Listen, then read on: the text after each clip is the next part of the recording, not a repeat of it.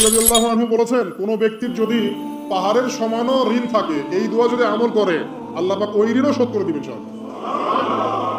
আর ঋণ কেমন জানেন? ওই যে এখন মানুষ ঋণ নিচ্ছে 1 কোটি টাকা ব্যাংক থেকে, 2 কোটি টাকা ব্যাংক থেকে, হ্যাঁ, কত বছর, 10 বছরের জন্য, 20 বছরের জন্য বাড়ি করছে, তাই না? তার ধারণা এমন যে সে মারা গেলে তার ঋণটা কেউ না কেউ শোধ করে দিবেই দিবে, তাই তো?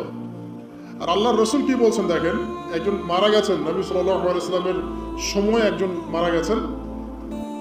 তো নবী করিম সাল্লাল্লাহু আলাইহি ওয়াসাল্লাম বলছেন, এই ব্যক্তির কি কোনো ঋণ আছে? একজন সাহাবী বলেন, হ্যাঁ ইয়া রাসূলুল্লাহ, ঋণ আছে। নবীজি বললেন, তোমরা ওর জানাজা পড়ো, আমাকে ডেকো না। তোমরা ওর জানাজা পড়ে নাও, আমি জানাজা পড়তে চাচ্ছি না। আমি এখন কেমন করে আপনাকে বুঝাবো ঋণ কত ভয়ঙ্কর জিনিস। আপনি যে ব্যাংক থেকে 3-4 কোটি টাকা লোন নিয়ে রাখছেন, লাখ লাখ টাকা লোন নিয়ে বসে আছেন, দিব্যি সুখে বসে আছেন, এমন চিন্তায় যে আপনার মৌত হবে না। আর নবী সাল্লাল্লাহু আলাইহি ওয়াসাল্লামের সময়ে একজন মারা যাচ্ছেন, তিনি বলছেন তোমরা জানাজা পড়ে নাও, আমি জানাজা পড়তে চাচ্ছি না। মানে ঋণগ্রস্ত ব্যক্তি জানাজাও তিনি পড়তেন না। তারপর একজন এসে বললেন, ইয়া রাসূলুল্লাহ, আমি তার ঋণ শোধ করে দিব, তার যা ঋণ আছে আমি শোধ করে দিব। তখন নবী এসে জানাজা পড়লেন সাল্লাল্লাহু আলাইহি ওয়াসাল্লাম। তো আপনার এই কোটি কোটি টাকা ঋণ শোধ করার লোক তো রেডি আছে নাকি? আছে না? সমস্যা নেই, আপনার জানাজা পড়া হবে। কারণ হুজুরকে আপনি 5,000 টাকা দিবেন, হুজুর জানাজা পড়াই দিবেন, কোনো সমস্যা নেই। তারপরে আপনার মিলাদও হবে, আপনার একটা বড়সড় দোয়াও হবে ইনশাআল্লাহ। কিন্তু আল্লাহ পাক বলেছেন যে শহীদ, আল্লাহর পথে যুদ্ধ করে শহীদ হয়েছে, এই ব্যক্তির আত্মাও ঝুলে থাকে যতক্ষণ পর্যন্ত না তার ঋণটা শোধ করা হয়। এবার বলেন আমি কি বুঝাবো? আর কিছু বলতে হবে? তো এখন সেই দোয়া শিখাচ্ছি আপনাদেরকে, যে দোয়া শিখলে আপনারা ঋণ থেকে বাঁচবেন ইনশাআল্লাহ। কত দিবেন বলেন? আচ্ছা, হ্যাঁ, এই তো শুকরিয়া। দোয়া করবেন যেন আল্লাহ পাকের দিনটাকে আল্লাহর জমিনে প্রতিষ্ঠা করতে পারে। আমার সাথে বলেন, দোয়াটা হচ্ছে আল্লাহুম্মা ইকফিনি বিহালালিকা আন হারামিকা ওয়া আগনিনি বিফদলিকা আম্মান সিওয়াকা। এই দোয়াটা ছোট না, এটা মুখস্থ করবেন, সেজদায় পড়বেন, নামাজের সেজদায় পড়বেন, আত্তাহিয়াতু দরুদ শেষ তারপরে পড়বেন, নামাজ শেষে হাত তুলে করবেন, যখন তখন শেষ রাতটা করবেন। ইনশাআল্লাহ দেখবেন আপনার ঋণ বলতে কিছু থাকবে না ইনশাআল্লাহ। যদি থাকেও, বড় কোনো ঋণ থাকেও, আল্লাহ পাক অন্য কোনো মাধ্যমে এটা শোধ করার ব্যবস্থা করে দিবেন ইনশাআল্লাহ। আমার জীবনে এমন ঘটনা ঘটেছে, এটা এখন গল্পটা মনে পড়ে গেল তাই বলছি, যে 1,20,000 টাকা ঋণ আছে আমার, শোধ করার কোনো অপশন নাই আমার কাছে। আমার চোখে ধরা পড়ছে না যে 1,20,000 টাকা আমি কেমনে দিব। কি হলো, হঠাৎ করে আমরা একটা সার্কুলার দেখলাম যে সারা বাংলাদেশে ইসলামিক ট্যালেন্ট খোঁজা হচ্ছে। 2000 এটা মনে হয় 17 কি 18 সালের কথা, হ্যাঁ 18 না, আচ্ছা 18। তো হ্যাঁ, আলোকিত। তো এখন আমার ওয়াইফ বলছেন যে আপনি এটাতে অ্যাপ্লাই করেন। আমি অ্যাপ্লাই করবো, এটা তো আলেমুল আমাদের প্ল্যাটফর্ম, আমি এখানে চ্যানেল থেকে আসা মানুষ কেমন করে দিই। তো সে বলছেন আপনি পারবেন ইনশাআল্লাহ, আপনি পড়াশোনা করেন, ইনশাআল্লাহ পারবেন। তো আমি দেখছি আগে প্রাইস কি আছে, কষ্ট তো করবো, আগে পুরস্কার নেই। তো পুরস্কারটা দেখছি যে একটা উমরা করাবে। উমরা করা তো যে কারোর জন্য একটা মানে স্বপ্নের ব্যাপার না। উমরা করা তো সবাই আমরা খুব পছন্দ করি, আল্লাহ পাক আমাদেরকে বেশি বেশি উমরা করার তৌফিক দেয়। আর লেখা আছে যে ফার্স্ট প্রাইজ 3 লাখ টাকা, second prize 2 lakh, third prize হচ্ছে 1 লাখ টাকা। তো সেটা আছে, ঠিক আছে। দৈনিক 10 থেকে 12 ঘন্টা করে পুরস্কার, টানা 4 থেকে 5 মাস, দৈনিক 10 থেকে 12 ঘন্টা, নাওয়া খাওয়া সব ওখানে। আর যতটা সহজ মনে করছেন, আসলে কিন্তু প্রতিযোগিতা অত সহজ নয়। যে কোনো জায়গা থেকে প্রশ্ন আসতে পারে, আকিদা, সিরাত, ইতিহাস, এটা ওইটা অনেক টপিক, প্রায় 36টা বিভাগ আছে। তো আলহামদুলিল্লাহ কিভাবে যেন আস্তে আস্তে উঠতে পারলাম। গিয়ে দেখলাম হ্যাঁ, টিভি রাউন্ডে চলে গেছে। আমি তেমন কিছুই করি নাই, আমি শুধু পরিশ্রম করেছি, আল্লাহর কাছে বেশি থেকে বেশি দোয়া করেছি যে আল্লাহ আমার ঋণ আছে, ঋণ শোধ করতে হবে একটা। এবং আমি চাচ্ছি যে এই প্রোগ্রামের মধ্য দিয়ে দিনের একটা বড় সার্কেল পাওয়া যায়, দিনই প্ল্যাটফর্ম পাওয়া যায়। তো আলহামদুলিল্লাহ আল্লাহ পাকের ইচ্ছায় সেখানে একটা ভালো রেজাল্ট হলো, এবং সেখানে উমরাও করা হলো আলহামদুলিল্লাহ। এবং ক্যাশ তারা খুব তাড়াতাড়ি দিয়ে দিয়েছে। আমি পুরো ক্যাশটা আগে পেয়েই আগে ঋণটা শোধ। এখন এই সময় কিন্তু আমি দোয়াটা করেছি, আল্লাহুম্মা কফিনি বিহালালিকা আন হারামিক ওয়া আগনিনি বিফদলিকা আম্মান সিওয়াক। দেখেন, আমি কিন্তু জানতামও না এমন কোনো প্রতিযোগিতা হবে, আমি সেখানে পার্টিসিপেট করব, ওই ওসিলায় উমরা করব, ওই ওসিলায় আমার ঋণও শোধ হবে, আমার কিন্তু মাথা ছিল না। এটাই হচ্ছে আল্লাহ পাকের সেই আয়াত, ওয়া মান ইয়াত্তাকিল্লাহ ইয়াজআল লাহু মাখরাজা। আল্লাহ পাককে যে ভয় করবে আল্লাহ পাক তার জন্য রাস্তা খুলে দিবেন ইনশাআল্লাহ। ওয়া ইয়ারযুকুহু মিন হাইথু লা ইয়াহতাসিব, এবং এমন উৎস থেকে আল্লাহ পাক রিজিক দিবেন যেটা সে কল্পনাও করতে পারে না। এটা আল্লাহ পাক তাওয়াক্কুল রাখেন জাস্ট। ওই ইসমাঈল আলাইহিস সালামের মায়ের মতো হাজরা আলাইহিস সালাম ইব্রাহিম আলাইহিস সালামকে বলছেন, আপনি আমাকে এখানে ছেড়ে যাচ্ছেন কি জন্য? ইব্রাহিম বলছেন আল্লাহর আদেশে। তখন তিনি বলছেন তাহলে আল্লাহ আমাকে ফেলে দিবেন না ইনশাআল্লাহ। সেই মায়ের গর্ভ থেকে ইসমাইলের মতো সন্তানের জন্ম হলো, যেই সন্তানকে বাবা বলছে যে আমি তোমাকে জবাই করছি, স্বপ্নে দেখেছি, ফানজুর মাযা তারা, তোমার রায় কি? সে বলছে ইয়া আবাতি ফাআল মা তুমার, আপনাকে যে আদেশ করা হয়েছে আপনি সেটাই করেন। সাতাজিদুনি ইনশাআল্লাহু মিনাস সাবিরিন, ইনশাআল্লাহ আপনি আমাকে ধৈর্যশীল পাবেন। দেখেন কোন মায়ের গর্ভ থেকে কোন সন্তান। তাকে কি বাবা মানুষ করেছিলেন? না, তাকে তার মা মানুষ করেছেন। তো ওই রকম তাওয়াক্কুলকারিনী হাজরা আলাইহিস সালামের মতো মা যদি ঘরে ঘরে থাকে, বোন আর স্ত্রী ঘরে ঘরে থাকে, তখন ইসমাইলি প্রজন্ম আসবে ইনশাআল্লাহ। আর আমাদের মতো এই যে এখন দেখছেন না কি হচ্ছে, মারামারি, কাপড় খোলা, কাপড় ছোট, ব্লাউজ সারা সারি, কি চলছে মাশাআল্লাহ। মানে কি যে চলছে ভাই জগতে এখন, বলতেও গা গিনগিন করে, ভাবতেও গা গিনগিন করে। কিছু মানে কিছু নসিহত করবো, এটা তো মন থেকে একটা বাধা চলে আসে, আসলে কি করবো কি বলবো। মানে একটা বিষয় থাকে না যে পরিস্থিতি এমন খারাপ যে কথা বলার ভাষ্য থাকে না এমন একটা, যে আপনি হতবাক হয়ে গেছেন, বাকরুদ্ধ, কি বলবেন। এখন এই বাকরুদ্ধ হওয়ার সময় চলতেছে, বাকরুদ্ধ হওয়ার সময়, মানে বলার আর কি নাই, কিছু নাই, কি বলবেন। আস্তে আস্তে কাপড় খুলতে খুলতে খুলতে খুলতে খুলতে খুলতে এখন বিকিনি পরে ঘুরতে চায়, বলে যে কয়দিন পর বিকিনি পরেই ঘুরবে। দেখেন আশ্চর্য একটা বিষয়।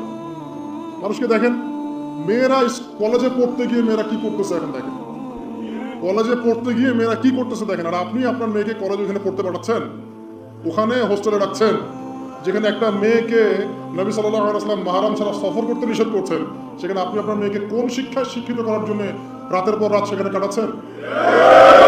তারা নিজেরাই বলছে যে মেয়েদেরকে ফোর্সফুলি যৌন কাজে বাধ্য করা হচ্ছে। মানে ইজ্জত চলে যায়, যাক ভাই আমার সার্টিফিকেট চাই বিষয়টার, নাকি ইজ্জত যাক, কতজন আমার সাথে কি করে করুক, বাট আমার একটা সার্টিফিকেট চাই, একটা অনার্সের একটা মাস্টার্সের সার্টিফিকেট চাই। এটা দিয়ে আমি বিসিএস ক্যাডার হব, এটা দিয়ে আমি প্রাইমারি স্কুলের টিচার হব, এটা দিয়ে আমি জাতি গঠন করবো, নাকি? পরে এরাই তো আপনার ঘরে বউ হিসেবে আসবে, মানে আপনার কি অবস্থা হবে চিন্তা করেন এখন।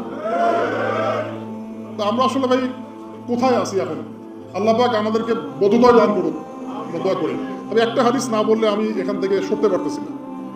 এই কথাই নবী সাল্লাল্লাহু আলাইহি ওয়াসাল্লাম বলেছেন, হুবাহু এই কথাই, একদম এটাই, যে ফিতনা ধেয়ে আসছে, লা ইলাহা ইল্লাল্লাহ, ফিতনা ধেয়ে আসছে। তার স্ত্রী যায়নাব বিনতে জাহাশ তিনি বলছেন, ইয়া রাসূলুল্লাহ সাল্লাল্লাহু আলাইহি ওয়াসাল্লাম, আনুহলিকু ওয়া ফিনা সালিহুন, আমাদের মধ্যে সৎ মানুষগুলো থাকা সত্ত্বেও কি আমরা ধ্বংস হয়ে যাব? সুন্দর প্রশ্ন না? নবীজি বলছেন, নাম, তোমরা ধ্বংস হয়ে যাবে। ইদা কাসরাতুল খাবাস, যখন এরকম নগ্নতা, বেহায়াপনা, অশ্লীলতা ছড়িয়ে পড়বে, তখন সৎ অসৎ, আলেম জালেম সব ধ্বংস হবে। জাতি গঠন করবেন সব ধ্বংস। আল্লাহ পাকের গজব সময়ের ব্যাপার মাত্র। আল্লাহ পাক শুধু আসমানি বালাই দেন না, জমিনি বালাও দিতে পারেন। আল্লাহ পাক মুসলিমে ফাসাদ লাগিয়ে দিতে পারেন। আল্লাহ পাক বহিঃশত্রুকে আপনার উপর চাপিয়ে দিতে পারেন। আল্লাহ পাক দুর্ভিক্ষ দিতে পারেন। আল্লাহ পাক মহামারী দিতে পারেন। আল্লাহ পাক কুন বললে ফায়াকুন হতে পারে। সে আল্লাহকে ভুলে গিয়ে এইসব প্রগতিশীলতার নামে যখন নগ্নতার চর্চা হচ্ছে, অশ্লীলতার চর্চা হচ্ছে, আর আমরা এগুলো সব মুখ বুঝে সহ্য করছি, মাদক, পর্ন, জেনা, ব্যভিচার সব চলছে চোখের সামনে, আমরা কিচ্ছু বলার নাই, শুদ্ধ সব চলছে। এটা সময়ের ব্যাপার যে আল্লাহ পাকের গজব কখন আসবে। আর যখন আসবে আলেম জালেম কাউরে ছাড়বে না ইনশাআল্লাহ। প্রয়োজনে একটু সদকা করবেন। আর দান সদকা তো এখন মানুষ কমিয়ে দিয়েছে, নাকি? মানুষ সমিতিতে টাকা ঢালতে প্রস্তুত, আল্লাহর পথে দান করতে চায় না। তো এদের সম্পদে কোনো বরকত হবে না ইনশাআল্লাহ। যত বেশি আল্লাহর পথে দান করবেন সম্পদ বাড়বে ইনশাআল্লাহ। এইভাবে রাতে আমলগুলো গুছিয়ে শেষ রাত্রে ওঠার চেষ্টা করেন। আমি যে বললাম রাতটাকে এনজয় করার জন্য আল্লাহ বলেছেন, একদম শেষ রাত্রে আল্লাহ ওঠার তৌফিক সবাইকে দান করুন, আমাকে আপনাদের সবাইকে দান করুন। আমি শেষ রাত বলতে কোনটা? রাতকে 3 ভাগে ভাগ করতে হবে। কয় ভাগে? একদম শেষের অংশ, মনে করেন যে 1টা থেকে 4টা বা 5টা বা 1.5টা থেকে 5টা, এই যে অংশটা আছে না, এটা হচ্ছে শেষের অংশ। এই অংশটা এত বেশি মূল্যবান, এই সময় মানুষ ঘুম থেকে উঠে দোয়া করে, লা ইলাহা ইল্লাল্লাহ ওয়াহদাহু লা শারীকা লাহু লাহুল মুলকু ওয়া লাহুল হামদ ওয়া হুয়া আলা কুল্লি শাইইন কাদির। এরপরে বলে সুবহানাল্লাহ, আলহামদুলিল্লাহ, ওয়ালা ইলাহা ইল্লাল্লাহ, আল্লাহু আকবার, লা হাওলা ওয়ালা কুওয়াতা ইল্লা বিল্লাহ, আল্লাহুম্মা গফিরলি। এরপরে হাত তুলে দোয়া করলে যা চাবেন তাই পাবেন। এই সময় একটা হাদিস দিয়ে আমি ইতি টানতেছি, শেষের দিকে আসছি। আল্লাহ রাব্বুল আলামিন হাদিসে কুদসির মধ্যে বলেছেন, শেষ রাতের এই অংশে আল্লাহ পাক প্রথম আসমানে নেমে আসে। আরশে আজিম কত উপরে, আল্লাহ প্রথম আসমানে নেমে আসে মানে আল্লাহ পাকের রহমত কি হয়, একদম কাছাকাছি চলে আসে। আল্লাহ পাক দোয়া কবুল করার জন্য বলেন, কে আছো আমাকে ডাকবে। আল্লাহ পাক আহ্বান করেন, কে আছো পৃথিবীবাসী আমাকে ডাকবে, আমি তার ডাকে সাড়া দিব। কে আছো আমার কাছে দোয়া করবে, আমি তার দোয়া কবুল করবো। কে আছো আমার কাছে ক্ষমা চাইবে, আমি তোমাকে ক্ষমা করে দিব। কে আছো অসুস্থ, আমার কাছে শেফা চাইবে, শেফা দিয়ে দিব। আল্লাহ পাক আহ্বান করতেই থাকেন ফজর পর্যন্ত। কি পর্যন্ত? আর ওই সময় এই যে সারা রাত জায়গায় মানুষ ওই সময় ঘুম দেয়, তাই না? ঠিক ওই সময় দেখবেন শহর কেন্দ্রিক জীবনে লক্ষ লক্ষ মানুষ জানা করতেছে। ওই সময় ঠিক ওই সময়টাতে দেখবেন যে লক্ষ লক্ষ মানুষ মদ খাচ্ছে, লক্ষ লক্ষ মানুষ পর্নোগ্রাফি দেখতেছে, মুভি দেখতেছে, চায়ের দোকান আড্ডা পিটাচ্ছে, শপিং করতেছে, কি না করতেছে। আল্লাহ পাক আহ্বান করছিল ওই সময়, আল্লাহ পাক আহ্বান করছে, কে আছো, কে আছো আমাকে ডাকবে, কে আছো। মানুষ এই কাজ করতে থাকে। অথচ আল্লাহ পাক জাহান্নাম সৃষ্টি করেছেন কাদের জন্য? আমাদের জন্য। জান্নাত কাদের জন্য? আমাদের জন্য। আল্লাহ পাক এই সময়টাকে কাজে লাগানোর তৌফিক আমাদেরকে দান করুন। এই সময় উঠে যতটুকু আপনার সামর্থ্য হয়, 2 রাকাত পারলে 2 রাকাত, 4 পারলে 4, 6 পারলে 6, 8 পারলে 8, 20 পারলে 20, যত রাকাত পারেন আপনি 2 করে নফল নামাজ পড়তেই থাকেন। এই সময় নবীজি নামাজ পড়তেন এমন ভাবে তার পা ফুলে যায়। 1 রাকাতে 4.5 পারা কোরআন তেলাওয়াত করেছেন। আমাদের তো এত ক্ষমতা নেই, আছে নেই। সূরা ইখলাসটাই পড়েন, একবার না পড়ে 10 বার পড়েন, 20 বার পড়েন, পড়া যাবে না? 1 রাকাতে 12 বার সূরা পড়া যাবে না? যাবে। একটা আয়াতও বারবার পড়া যাবে না? আপনি রাকাতটাকে লম্বা করেন, রুকুকে লম্বা করেন, সেজদাকে লম্বা করেন, যত দোয়া আছে এই সেজদার মধ্যে ঢেলে দিন। এই ডিজিটাল নামাজ বাদ দেন। ডিজিটাল নামাজ কি মানে? রুকু করলে সেজদা পাওয়া যায় না, সেজদা করলে আবার পরের আবার তাকবীর তাহরিমা পাওয়া যায় না। মানে তাশাহুদ করলে দরুদ পাই না, দরুদ করলে আবার কি পাই না, মানে আমি মিলাতে পারি না। মানে দৌড়ের উপর আছি আর কি, ইমাম সাহেব দৌড়ের উপর রাখছে আমাদেরকে। তো এইসব ডিজিটাল নামাজ ত্যাগ করেন, রিল্যাক্সে নামাজ পড়েন, ঠান্ডা মতো রিল্যাক্স। আপনি যে কয়টা সূরা জানেন বারবার রিপিট করতে থাকেন এবং সূরাগুলোর অর্থগুলোর দিকে ফোকাস করেন। অর্থটা মুখস্থ করেন, প্রয়োজন আরবি বোঝেন না, অর্থটা মুখস্থ করেন, করে ওই দিকে আপনি মনোযোগ রাখেন। আর প্রত্যেক রাকাতে একই সূরা পড়বেন না, তাহলে নামাজটা কিন্তু স্বাধীন হয়ে যাবে। সূরা চেঞ্জ করবেন, দেখবেন আপনার মাথাটা বিজি থাকবে, নামাজে মনোযোগ বাড়বে। এটা টিপস। আর কি করবেন? যতক্ষণ মনোযোগ আসে নাই নামাজে থাকেন। রুকু করেছেন, একটু মনে হলো মনোযোগ ডানে চলে গেছে, আবার ফিরাই নিয়ে আসেন, আবার তাসবিহ পড়তে থাকেন। 3 বারই পড়তে হবে, এটা কি লেখা আছে নাকি? 3 বারই পড়তে হবে? আপনি চাইলে 100 বারও পড়তে পারেন না? বাড়ান, সময়টা বাড়ান, নামাজের সময় বাড়ান, তার সেজদার সময় বাড়ান। 2 সেজদার মাঝখানে দোয়া করেন, আছেন আল্লাহুম্মা গফিরলি ওয়ারহামনি ওয়াহদিনি ওয়াআফিনি ওয়ারযুকনি। এগুলোর অর্থ বোঝার চেষ্টা করেন। সেজদায় কি পড়ছেন অর্থ বোঝার চেষ্টা করেন। যদি আপনি নফল নামাজ পড়েন, আপনি আরবি জানেনই না, মোটেই আরবির কোনো নলেজই নাই, একটা দোয়াও জানেন না, পারলে বাংলায় দোয়া করেন, ইনশাআল্লাহ। পারা যাবে না? আপনি আরবি জানেনই না, শেখার চেষ্টা করেন, শিখতে থাকেন। যতদিন শেখেন নাই কমপক্ষে অতদিন তো আপনি বাংলায় করতে পারবেন না? ইনশাআল্লাহ। আল্লাহ পাক তৌফিক দান করুন। আমি ফরজ নামাজে এই কাজ করতে যান না, আবার নফল নামাজের কথা বললাম। আচ্ছা, এবার নামাজ শেষ করে আপনি আল্লাহর কাছে হাত তুলে দোয়া করুন। এত যে দোয়া নিয়ে ফিকির, হুজুরকে ডেকে এনে দোয়া করান, মায়ের জন্য দোয়া, বাপের জন্য দোয়া, কুলখানি 40টা, কত কি করেন। শেষ রাত্রে হাতটা তুলে আল্লাহর কাছে দোয়া করেন। দোয়ার আগে খালি একবার বলবেন, আগে আল্লাহর প্রশংসা করবেন, বলবেন আলহামদুলিল্লাহ, তারপরে বলবেন আল্লাহুম্মা সাল্লি আলা মুহাম্মাদ। মানে প্রথমে আল্লাহর প্রশংসা, তারপরে রাসূল সাল্লাল্লাহু আলাইহি ওয়াসাল্লামের প্রতি দরুদ, তারপরে বলবেন রব্বিক ফিরলি, আল্লাহ আমাকে মাফ করো। এরপরে আপনি আপনার দোয়া করবেন, যত দোয়া আছে, আধা ঘন্টা লাগুক, 1 ঘন্টা লাগুক, দোয়া করতেই থাকবেন। চোখ দিয়ে পানি না বের হওয়া পর্যন্ত চেষ্টা করতেই থাকবেন। পারবেন না? আল্লাহর কাছে কবুল করায় নিবই এরকম একটা। আর এই যে সবচেয়ে বড় ওসিলা, একদিন বলে দিয়েছিলাম, আল্লাহর কাছে সবচেয়ে বড় ওসিলা দিয়ে দোয়া করবেন। অনেক ওসিলা আছে, যেমন আপনি দোয়া করতে পারেন, আল্লাহ আমি যে এতক্ষণ এই যে আমি 8-10 রাকাত নামাজ পড়লাম, আল্লাহ এই ওসিলায় তুমি আমাকে এটা দান করো। আল্লাহ আমি এই যে কোরআন তেলাওয়াত করেছি, খতম করলাম, এই ওসিলা আল্লাহ তুমি আমাকে এটা দান করো। আল্লাহ আমি গতকালকে এই যে 1000 টাকা সদকা করেছি, এই ওসিলা আল্লাহ পাক তুমি আমার বিপদ দূর করে দাও। এটা ভালো কাজ হচ্ছে ওসিলা। আর সবচেয়ে বড় ওসিলা হচ্ছে আল্লাহ পাকের তাওহীদ, লা ইলাহা ইল্লাল্লাহ। আল্লাহকে বলুন, আল্লাহ তোমার তাওহীদের ওসিলায় তোমার কাছে আমি এটা চাচ্ছি ওইটা চাচ্ছি, দেখবেন ইনশাআল্লাহ আপনার রিজিক যদি হালাল হয়, ওই রিজিকে যদি সুদ না থাকে আর ঘুষ না থাকে আর দুর্নীতি না থাকে, ইনশাআল্লাহ আপনার দোয়া কবুল হবে।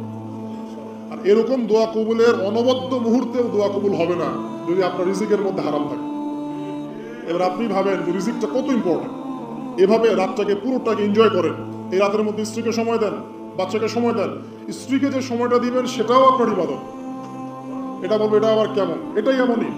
যদি আপনি বেগানা কোনো নারীর সাথে জেনা করেন তাহলে গুনাহ হবে না? জেনার গুনাহ হবে না? ঠিক স্ত্রীর সাথে সময় কাটালে, এমনকি তার সাথে গল্প করলেও নাকি, সন্তানকে সময় দেন সেটাও নাকি, পরিবারে একসাথে খাওয়া দাওয়া করবেন সেটাও নাকি। এভাবে পুরো রাত আপনি আপনার জীবনটাকে রাসূলুল্লাহ সাল্লাল্লাহু আলাইহি ওয়াসাল্লামের সুন্নাহ দিয়ে ঢেলে সাজাবেন ইনশাআল্লাহ। আর রাতের ওই যে ক্ষতিগুলো দিয়ে শুরু করেছিলাম, শেষ করে দেই। শোনেন, শুরুতে যে রাতের অনেকগুলো ক্ষতির কথা বললাম, এগুলো যে বললাম চোখ লাগা, বললাম জাদু, বললাম জিন শয়তানের অনিষ্ট, বদনজর, মানুষের হিংসা, এই বিষয়গুলো থেকে বেঁচে থাকার জন্যে আপনাকে কিছু আমল করতে হবে। বলে দিব? আচ্ছা, 1 নাম্বার, সূরা ফালাক, সূরা নাস, সূরা ইখলাস। সকালে 3 বার এবং সন্ধ্যায় 3 বার। সবগুলো 3 বার 3 বার করে, সকালে এবং সন্ধ্যায়। 1 নাম্বার। 2, বিসমিল্লাহিল্লাযী লা ইয়াদুররু মা ইসমিহি শাইউন ফিল আরদ ওয়ালা ফিস সামা ওয়া হুয়াস সামিউল আলিম। এই দোয়া সকাল সন্ধ্যায় 3 বার। 2, 3 আয়াতুল কুরসি, সকালে 1 বার, সন্ধ্যায় 1 বার, ঘুমানোর আগে 1 বার, 3 বার। মেডিসিন দিচ্ছি, মেডিসিন প্রেসক্রিপশন লিখে নেন। 3টা বললাম। 4 সূরা বাকারার শেষের 3 আয়াত রাতের বেলা 1 বার। 4, 5 খুবই স্ট্রং একটা আমল দিচ্ছি, সূরা ইয়াসিন। কোন সূরা? সূরা ইয়াসিন। ফজরের নামাজের পর 1 বার, ফজরের নামাজের পর 1 বার। ইনশাআল্লাহ এই সব অনিষ্ট থেকে বেঁচে থাকবেন। 6 আউযু বিকালিমাতিল্লাহি তাম্মাতি মিন শাররি মা খালাক। এই দোয়াটা, আউযু বিকালিমাতিল্লাহি তাম্মাতি মিন শাররি মা খালাক, 3 বার 3 বার, সকালে 3, সন্ধ্যায় 3। 6 আর আছে 7 হাসবিয়াল্লাহ লা ইলাহা ইল্লা হু আলাইহি তাওয়াক্কালতু ওয়া হুয়া রাব্বুল আরশিল আযীম। সকালে সন্ধ্যায় 7 বার করে। কয়বার করে? 7 বার করে। মনে থাকবে না, ভুলে যাবেন, ওই যে রেকর্ডিং দেখে নিয়েন। 7। 8 নাম্বার 3 বার, সকালে 3, রাত্রে 3। রাদিতু বিল্লাহি রাব্বান ওয়া বিল ইসলামি দীনান ওয়া বিমুহাম্মাদিন নাবিয়্যা। 8। 9 দরুদ শরীফ, আল্লাহুম্মা সাল্লি আলা মুহাম্মাদ ওয়া সাল্লিম। এতটুকু, আল্লাহুম্মা সাল্লি আলা মুহাম্মাদ ওয়া সাল্লিম, অথবা আল্লাহুম্মা সাল্লি ওয়া সাল্লিম আলা নবিয়িনা মুহাম্মাদ। সকালে 10, রাত্রে 10। আর একটা হচ্ছে সূরাতুল কাফিরুন। কোন সূরা? সূরা কাফিরুন, রাত্রে বেলা পড়বেন। এছাড়া আর অনেক আমল আছে যেগুলো এক লেকচারে বলা সম্ভব না। এই আমলগুলো নিয়মিত করলে, এই যে চোখ লাগা বলেন, আর এই বদনজর বলেন, আপনার জিন শয়তানের অনিষ্ট বলেন, বা তাবিজ কবজ বলেন, এই যে বানটোনা বলেন, এই যে কবিরাজের তন্ত্র মন্ত্র বলেন, ঠিক আছে, দৃশ্য অদৃশ্যের কোনো অনিষ্ট ইনশাআল্লাহ তাআলা আপনার কোনো অনিষ্ট করতে পারবেন ইনশাআল্লাহ। আল্লাহ চাইলে ওই ব্যক্তিকে তো অবশ্যই সুযোগ দিতে পারেন ইনশাআল্লাহ। তাকে দিবেন না, জানেন, এই যে এখনকার বুদ্ধি বিক্রেতাগুলোকে নাও দিতে পারে। কথা বুঝতে পারেন নাই? যারা জানে যে কোরআন সত্য, যারা জানে যে হাদিস সত্য, যারা জানে ইসলামী চূড়ান্ত ধর্ম, যারা জানে সত্য মিথ্যার চূড়ান্ত মানদণ্ড আল্লাহর ওহী, তারপরেও দুনিয়ার স্বার্থে, পলিটিক্যাল স্বার্থে, সমাজের স্বার্থে সে ইসলামের বিরোধিতা করছে, আল্লাহ পাক এদেরকে হেদায়েত দিবেন না। এত সহজ না, মনটা সৎ হতে হয় আগে। যারা জানে যে কোরআন সুন্নাহ একদম সত্য, চিরায়ত সত্য, তারপরেও এর বিরোধিতা করছে, আল্লাহ পাক আবা ওয়াস্তাকবার, এদেরকে হেদায়েত দেন।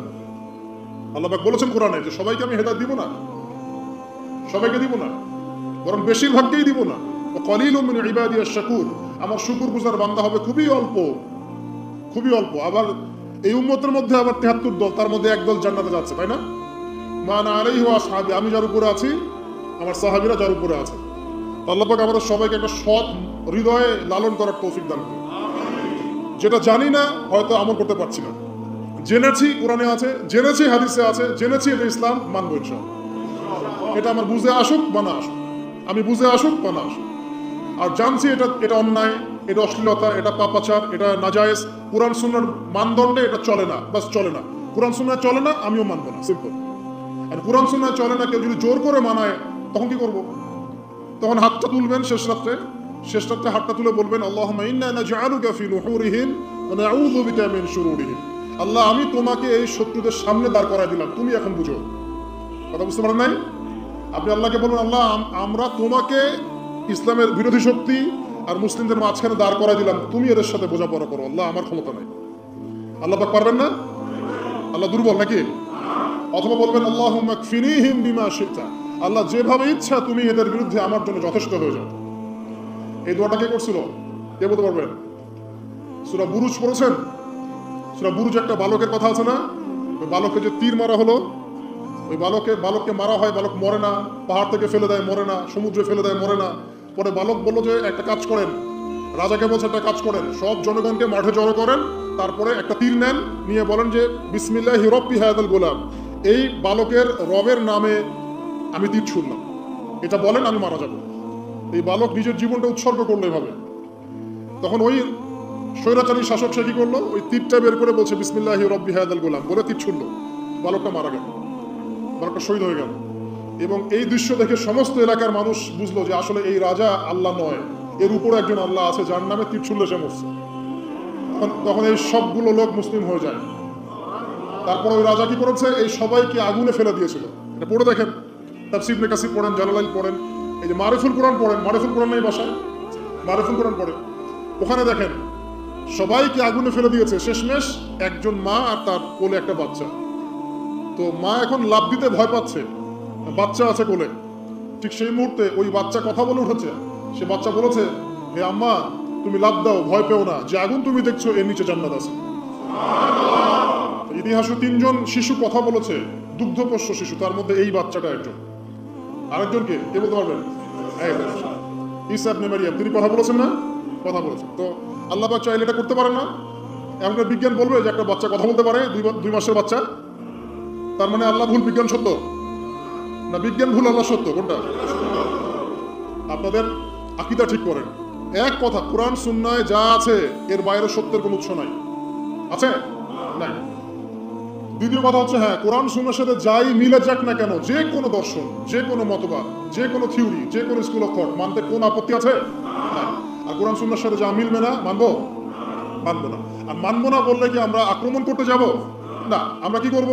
আমরা আমাদের মতবাদটা প্রচার করব। ধর্মে কি বাড়াবাড়ি আছে? জোর করে মুসলিম বানাতে হবে? হবে না। আমরা ইসলামের দাওয়াতটাকে যুগোপযোগীভাবে বিজ্ঞান দিয়ে, দর্শন দিয়ে, দলিল প্রমাণ দিয়ে মানুষের সামনে উপস্থাপন করব। যারা গ্রহণ করার করবে, যারা করার না করার করবে না। লাকুম দীনুকুম ওয়ালিয়া দিন, তোমাদের দিন তোমাদের, আমার দিন আমাদের। আল্লাহ নবীকে আল্লাহ পাক বলেছেন ফাযাক্কির ইন্নামা আনতা মুযাক্কির, তুমি উপদেশ দাও, তুমি শুধুমাত্র উপদেশদাতা।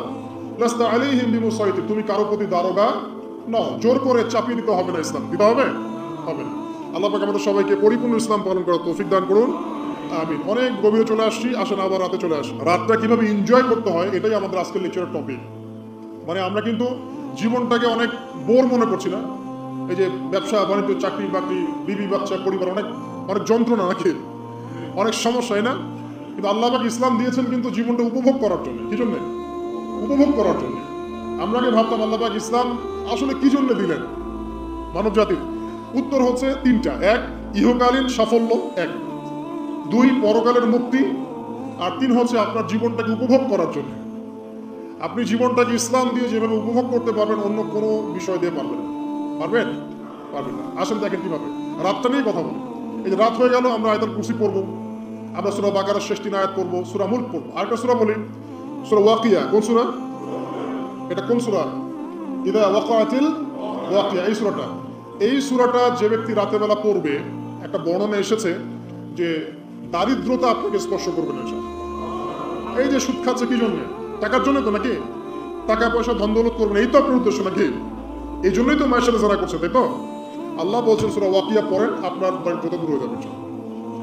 বিশ্বাস হচ্ছে না? রিজিক কার হাতে? না, রিজিক তো আমাদের হাতে। এটা মানুষ বিশ্বাস করে না আসলে। এটা মুখে বলে, মানুষ মুখে বলে রিজিক আল্লাহর হাতে। মানুষ যদি বিশ্বাস করতো রিজিক আল্লাহর হাতে, তাহলে মানুষ কেমন করে সুদ খাবে?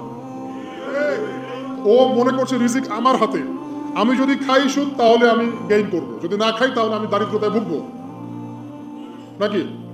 যদি আমি ঘুষ নেই তাহলে আমার উন্নতি হবে অর্থনৈতিক, যদি না নেই তাহলে আমি মরে যাবো, না খেয়ে মরে যাবো। যদি আমি দুর্নীতি করি তাহলে আমি বাঁচবো, আমার সন্তানরা ভালো থাকবে, যদি না করি আমি দারিদ্রতায় মরে যাবো, তাই তো? এই কনসেপ্ট ছাড়া কেউ এটা কাজ এমনি করতে পারে নাকি? নিঃসন্দেহে আমরা মনে করি যে রিজিকের মালিক আমরা, আল্লাহ নয়। শুধু মুখের মধ্যে বলি যে রিজিকের মালিক আল্লাহ। রিজিকের মালিক যদি আল্লাহ হতো তাহলে আমি হালাল পথে থাকতাম এবং তাওয়াক্কুল করতাম যে আল্লাহ আমাকে যা রিজিক দিয়েছেন তা তো আসবেই, আসবে না? আসবেই। আপনাকে যদি আল্লাহ পাক, কি বলবো, এটা কোন জেলা? লালমনিরহাট। লালমনিরহাটের 100 একর জায়গায় যত ধান হয়, এতগুলো ধান যদি আপনার আমল নামায় লেখা থাকে, মানে আপনার আমল নাম হচ্ছে রিজিকে, তাকদিরে আপনার তাকদিরে যদি লেখা থাকে যে আপনি 100 একর জমির ধান খাবেন তারপর মরবেন, আছে না লেখা? একটা দানা কম বেশি হবে? আপনি যদি আল্লাহর প্রতি তাওয়াক্কুলই করেন তাহলে আপনি হালাল পথে থাকবেন, বিশ্বাস করবেন যে আল্লাহ পাক যেটা লিখে রাখছে আমার তাকদিরে রিজিক, এর একটা দানা রেখেও আমি পৃথিবী থেকে যাবো না, তখন আপনার অন্য কোথাও যাওয়ার কোনো কারণ নাই। আর যখন আপনি বিশ্বাস করবেন না, না এটা আমার হাতে, আমি যত পরিশ্রম করব তত রিজিক বাড়বে, আমি যত ঘুষ নিব তত বাড়বে, যত সুদ খাবো তত বাড়বে, যত দুর্নীতি করবো তত বাড়বে, তখন তো রিজিকের এই পুরো দায়িত্বটা আল্লাহ পাক আপনার হাতে ছেড়ে দিবেন। আল্লাহ পাক আপনাকে কোনো বারাকা দিবেন না। ইয়ামহাকুল্লাহু রিবা ওয়া ইউরবিস সাদাকা। সদকা করলে সম্পদ বৃদ্ধি পায়, আর রিবার মধ্য দিয়ে সম্পদ ধ্বংস হয়ে যায়, একদম মাটিতে মিশে যায়। কিভাবে ধ্বংস হয় সেটা এখন আলোচনা করার সুযোগ নাই, সময় নাই। আমি ইনশাল্লাহ আরেকদিন শুধু রিবা নিয়ে আলাদা আলোচনা করবো। এটা সমাজের নিচু লেভেল থেকে উঁচু পর্যন্ত দরিদ্র মানুষদেরকে আরো দরিদ্র করবে আর ধনীদেরকে আরো ধনী করবে। সম্পদ এক শ্রেণীর মানুষের হাতে গিয়ে জমা হয়ে যাবে, সবার হাতে সম্পদ এভাবে সার্কুলেট করতে থাকবে না। আর যখন আপনি জাকাত ভিত্তিক অর্থনীতি চালু করবেন, সদকা করবেন, হালালে থাকবেন, ব্যবসা করবেন, তখন সম্পদ এক হাত থেকে আরেক হাতে ঘুরতে থাকবে। এটা এমনি বুঝবেন না, ইনশাআল্লাহ আরেকদিন বুঝাবো। আসেন, যে দারিদ্রতা দূর করতে চান, সচ্ছলতা চান, কয়েকটা কাজ করেন। এই যে বললাম, 1 নম্বর সূরাতুল ওয়াকিয়া তেলাওয়াত করেন, 5 ওয়াক্ত নামাজ জামাতে পড়েন, ডেইলি কিছু সময়ের জন্য কোরআন তেলাওয়াত করেন, আর আল্লাহর কাছে রিজিক চান, জিকির বেশি বাড়ায় দেন। পারবেন না ইনশাআল্লাহ? আর একটা দোয়া শিখাই দেই, ইনশাআল্লাহ এই দোয়া করলে রিজিক তো বাড়বেই ইনশাআল্লাহ। আপনার যত ঋণ আছে ইনশাআল্লাহ আল্লাহ পাক শোধ করে দিবেন। বিশ্বাস করলেন না? এই দোয়া শিখাই দিচ্ছি, এই জন্য আমাকে হাদিয়া দেওয়া দরকার, স্পেশালি আমাকে এখন হাদিয়া দেওয়া দরকার, তাই নাই? এখন কি আলেমদের সংখ্যা বেশি না কম? যত দিন যাবে আলেমের সংখ্যা আরো কমে যাবে। নবীজি বলেছেন আলেমদের সংখ্যা কমতে থাকবে, মানুষ জাহেলদেরকে আলেম বানিয়ে নেবে। তো প্রিয় ভাইরা, জাদুবিদ্যা সত্য, চোখের বদনজর সত্য, রাতের এই অনিষ্টগুলো সত্য, রাতের বেলা অনেক ক্ষতি আছে। এই জন্য নবীজি বলছেন বাচ্চাদেরকে বাইরে বের করো না, এবং তোমরাও রাত যখন গভীর হবে তখন এদিক ওদিক ঘোরাফেরা করো। দেখবেন রাত যত গভীর হয় আমাদের শহরগুলো তত জীবিত হয়, তাই না? রাত যত গভীর হচ্ছে শহর তত জীবিত হয়। চায়ের দোকানে আড্ডা বেশি, ওই সিনেমা দেখছে, টিভি দেখছে, ক্যারাম খেলছে, লুডো খেলছে। ঘুম নাই। ঘুম কখন? ফজরের আগে। ফজরের নামাজ কিন্তু নাই, ফজরের ঠিক আগে আবার ওই যে জোহরের নামাজের সময় উঠতেছে। এখন আমাকে বলেন, এরকম জেনারেশনকে দিয়ে কি আসল ইসলামের কোনো খেদমত হবে? আচ্ছা, নবীজি রাতের বেলা আর্লি ঘুমাতেন। আল্লাহ পাক আমাদের সবাইকে তাড়াতাড়ি ঘুমানোর তৌফিক দান করুন। হ্যাঁ, আপনি ইলম চর্চা করলে রাত জেগে থাকতে পারেন, আপনি যদি জ্ঞান চর্চা করেন রাত জাগতে পারেন, আপনি কোনো গবেষণা করছেন, নামাজ পড়ছেন বা কোরআন হিফজ করছেন, আপনি রাতের আর্লি উঠবেন, এটা আলাদা বিষয়। কমন ভাবে আমাদের এই যে ফেসবুক, ইউটিউবিং ইত্যাদিতে আমরা লিপ্ত থাকি, সারা রাতটা কাটাই আড্ডাবাজি করে, এগুলো বন্ধ করতে হবে। এগুলো বন্ধ না করলে ফিজিক্যালি আমরা মানে সুস্বাস্থ্যের অধিকারী হতে পারবো না। সারা দিনটা আমাদের একটা কি বলবো অলসতার ভাবে যাবে এবং দিনের বেলা কাজগুলো ব্যাহত হবে। এতে করে আমাদের উম্মার এই পুরো বড় যে তরুণ প্রজন্ম আছে এদেরকে আপনি সম্পদে পরিণত করতে পারবেন না। তাই এই সিস্টেমটা চেঞ্জ করা দরকার। নবীজি রাতের বেলা এই সূরা বাকারার শেষ 3টা আয়াত তেলাওয়াত করতেন। আমরা করবো ইনশাআল্লাহ। আরেকটা আমল বলে দিই, নবী করিম সাল্লাল্লাহু আলাইহি ওয়াসাল্লাম রাতের বেলা সূরা মুলক তেলাওয়াত করতেন। কোন সূরা? এটা কোন সূরা? তাবারাকাল্লাযী বিয়াদিহিল মুলক। কয়টা আয়াত আছে? 30টা আয়াত আছে। নবীজি বলেছেন সাল্লাল্লাহু আলাইহি ওয়াসাল্লাম, এই সূরা আপনাকে কবরের আযাব থেকে বাঁচাবে। কবরের আযাব থেকে তো ভাই বাঁচা খুব সহজ নাকি? আমাদের মধ্যে এমন কেউ নাই, শোনেন, আমাদের মধ্যে এমন কেউ নাই, আলেম জালেম, মুফতি মুহাদ্দিস, রাজনৈতিক নেতা, পলিটিশিয়ান, বিরোধী দল, তারপরে যে সরকার দল যে আছে না কেন, কবরের শাস্তি ফেস করবেন এমন একটা মানুষ নাই, কেউ নাই পৃথিবীতে। এই যে আপনি দেখছেন ওই যে কি ইসরায়েলের প্রধানমন্ত্রী, ওই রাশিয়ার প্রধানমন্ত্রী, ওই চায়নার সভ্যতা, পশ্চিমা সভ্যতা, এমন কেউ নাই পৃথিবীতে এখন যাকে কবরের শাস্তি ভোগ করতে হবে না। আর আমাদের তো ভাই কবরে সবাই সাথে যাবে না, গার্লফ্রেন্ড যাবে না, বাপ মা ভাই বোন সবাই যাবে না। একজন ব্যক্তি সুদ খাচ্ছে, জিজ্ঞাসা করে দেখেন কেন খায়, বলবে তার সন্তানের জন্য খায়, তার বউয়ের জন্য খায়, তার মা বাবাকে দেখতে হবে তাই খায়, তাই না? একজন ব্যক্তি ঘুষ খায়, বলবে আমার পরিবারের জন্য খাই। একজন দুর্নীতি করছে, পুকুর চুরি করছে, বলবে দুর্নীতি করছে আমার পরিবারের জন্য খাই, পরিবার ভালো থাকবে। সবার একই এক্সকিউজ, পরিবার যেন ভালো থাকে, আমার সন্তানরা যেন ভালো থাকে, আগামী প্রজন্মের জন্য কিছু রেখে যেতে পারি, তাই না? এরকম একটা মানুষও কি আপনার সাথে কবরে যাবে? আর এই বোকা মানুষ কেন বোঝে না যে আপনার কবরে আপনাকেই যেতে হবে? তাহলে আপনি কি কারণে, অন্যের কারণে নিজের পরকাল নষ্ট করছেন? অন্যের সুখের জন্য আপনি আপনার পরকাল নষ্ট করছেন। সুদ খাচ্ছেন, দিব্যি মায়ের সাথে জেনা করছেন। আপনাদের এলাকায় নাকি সুদের সমস্যা অনেক বেশি। কয়েকটা হাদিস বলে দেই, আমি ওদেরকে আক্রমণ করতে আসি না, আমি শুধু তাদেরকে 3টে হাদিস শোনাতে এসেছি। 1 নম্বর হাদিস শোনেন। আল্লাহর নবী মুহাম্মদ সাল্লাল্লাহু আলাইহি ওয়াসাল্লাম বলেছেন, সুদের পাপের 73টা শাখা আছে। কয়টা? কোন হাদিসে 70টাও আছে, কোন হাদিসে 73টা আছে। বলছেন যে সবচেয়ে নিচের শাখাটা হচ্ছে, সুদের পাপের সবচেয়ে নিচের শাখা হচ্ছে যে যেন কোনো ব্যক্তি তার মাকে রেপ করলো, তার মাকে ধর্ষণ করলো। 1 দিরহাম যে ব্যক্তি সুদ খায়, সহিহ বুখারীতে আরেকটা হাদিস এসেছে, সে যেন 36টা মেয়েকে ধর্ষণ করলো। একটা দিরহাম যে ব্যক্তি সুদ খায়, দিরহাম মানে কি? রৌপ্য মুদ্রা। এটা এখন দেখতে পারবেন না, জাদুঘরে আছে। এখন দেখবেন সব বিকাশ, রকেট, ইলেকট্রনিক মানি, এখন দেখবেন কাগজের মানি সব। এক সময় ছিল দিরহাম, কি ছিল? ওই যে বিখ্যাত একজন খলিফা ছিলেন হারুনুর রশিদ, নাম শুনেছেন? বলা হয় যে হারুনুর রশিদ আব্বাসীয় খলিফাতের সময় ছিলেন উনি। বলা হয় যে উনি প্রতিদিন 1000 দিরহাম মানুষকে দান করতেন, আর দৈনিক 100 রাকাত নফল নামাজ পড়তেন। ওই যে দিরহাম মানে একটা রৌপ্য মুদ্রা। তো 1 দিরহাম যে ব্যক্তি সুদ খায়, বলা হচ্ছে যে সেই ব্যক্তি যেন 36টা মেয়েকে ধর্ষণ করলো বা 36 বার জেনা করলো। আরেকটা হাদিস এসেছে, এটা কোরআনেও আছে, হাদিসে তো আছে, কোরআনেও আছে। কি সেটা? আল্লাহ পাক বলেন, ইয়া আইয়ুহাল্লাযীনা আমানু, হে মুমিনগণ, ইত্তাকুল্লাহ, তোমরা আল্লাহকে ভয় করো, ওয়া যারু মা বাকিয়া মিনার রিবা, সুদের অবশিষ্ট যে টাকা পয়সাগুলো আছে, চক্রবৃদ্ধি হারে সুদ খাচ্ছ, ছেড়ে দাও। কারণ ওয়াইল্লাম তাফআলু, যদি তোমরা এটা না করো, তাহলে ফাযরু বিহারবিন মিনাল্লাহি ওয়া রাসূলিহি, তাহলে আল্লাহ এবং তার রাসূলের সাথে যুদ্ধের ঘোষণা শুনে রাখো। এই যে সুদের পাপের সবচেয়ে উঁচু শাখাটা হচ্ছে এটা। সবচেয়ে উঁচু শাখা হচ্ছে যে ব্যক্তি সুদ খাচ্ছে, যে দিচ্ছে, যে লিখে রাখছে এবং যে সাক্ষী থাকছে, 4 জনকে নবীজি বলেছেন সমান পাপী, এবং প্রতি দিরহামে এরা 36 বার করে ধর্ষণের পাপ লেখা হচ্ছে। এখন আমি বলি, একটা ব্যক্তি যদি আপনাদের এলাকায় পাওয়া যায়, একজন ব্যক্তি বা একজন ছেলে হোক আর মেয়ে হোক, একটা ব্যক্তি পাওয়া যায় যে ব্যক্তি নিয়মিত জেনা করে, আপনি তাকে কিভাবে ট্রিট করবেন? আপনি কি তাকে সম্মান করবেন? তাকে সালাম দিবেন? তার বাসায় গিয়ে খাবেন? সে যদি আপনাকে দাওয়াত করে খাওয়ায়, খাবেন? একটা মেয়ে যদি একবার জেনা করে, আপনি তার সাথে এরকম করবেন?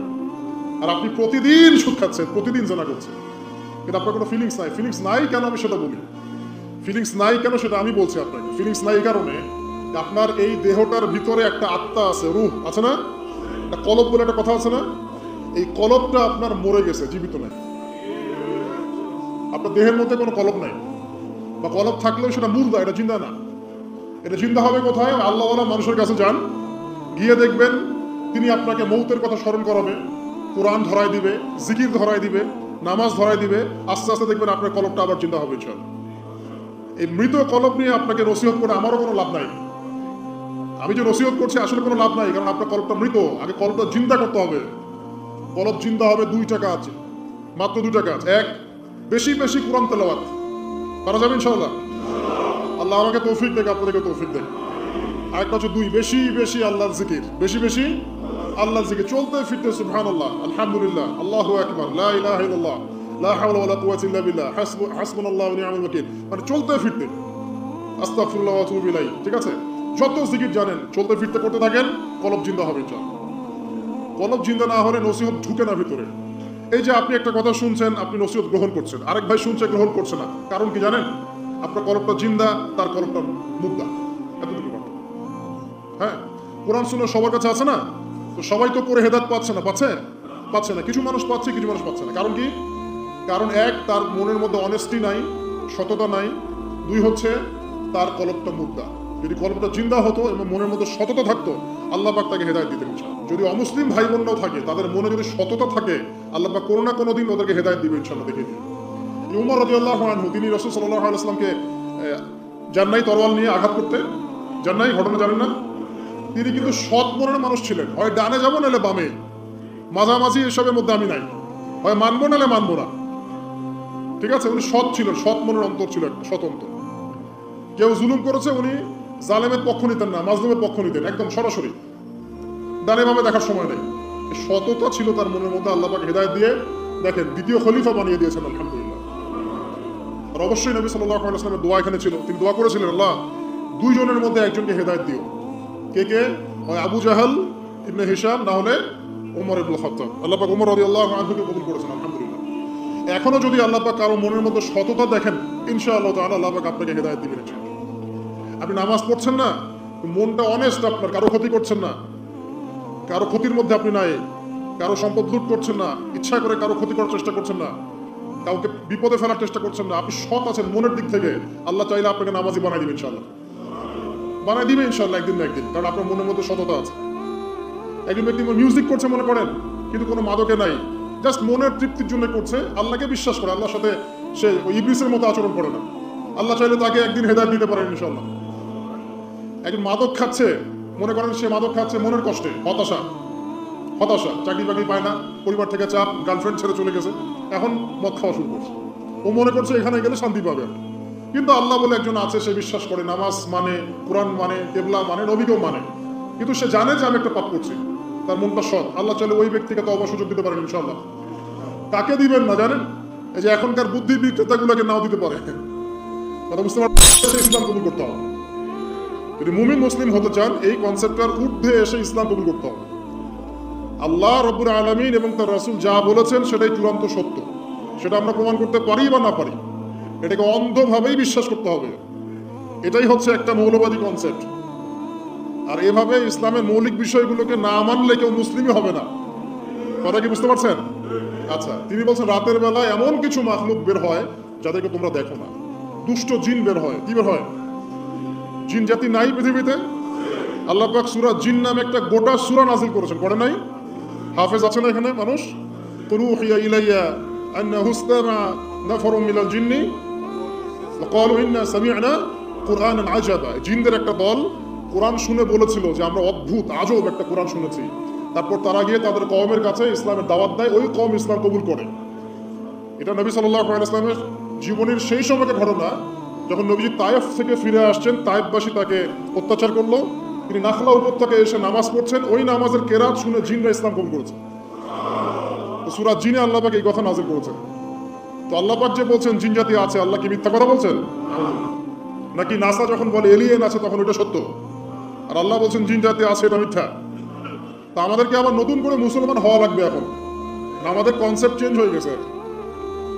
আবার দেখেন আল্লাহ পাক বলছেন সূরা জারিয়াতের 56 নম্বর আয়াতে, ওয়া মা খালাকতুল জিন্না ওয়াল ইনসা ইল্লা লিয়াবুদুন, আমি জিন আর মানুষকে শুধু আমার ইবাদত করার জন্যই সৃষ্টি করেছি। তাহলে দুটো জাতি পাওয়া গেল, জিন এবং মানুষ। জিন কিসের তৈরি? আগুনের তৈরি। মানুষ কিসের তৈরি? কাদামাটি। ফেরেশতা কিসের তৈরি? নূরের তৈরি। তো এই যে সৃষ্টির বৈচিত্র্য, এটা কার সৃষ্টি?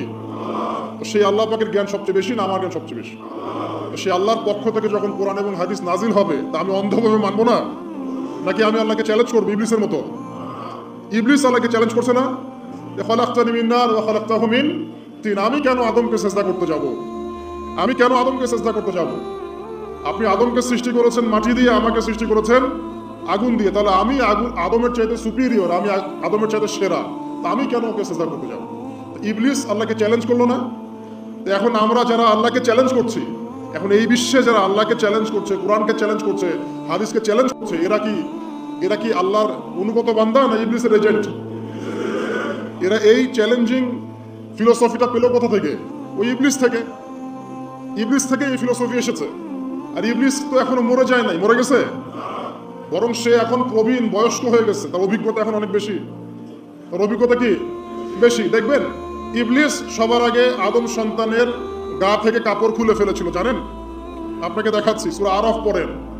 সূরা আরাফের মধ্যে আল্লাহ পাক বলছেন, ইয়া বানি আদম, হে আদম সন্তান, লা ইয়াফতিনান্নাকুমুশ শাইতান, হে আদমের সন্তানরা তোমরা শুনে রাখো, শয়তান ইবলিস যেন তোমাদেরকে ফিতনায় ফেলতে না পারে। কে বলছেন? আল্লাহ। কিরকম ফিতনা? ইয়ানজিউ আনহুমা লিবাসাহুমা, যে ইবলিস তোমাদের বাবা মায়ের গা থেকে কাপড় খুলে ফেলেছিল।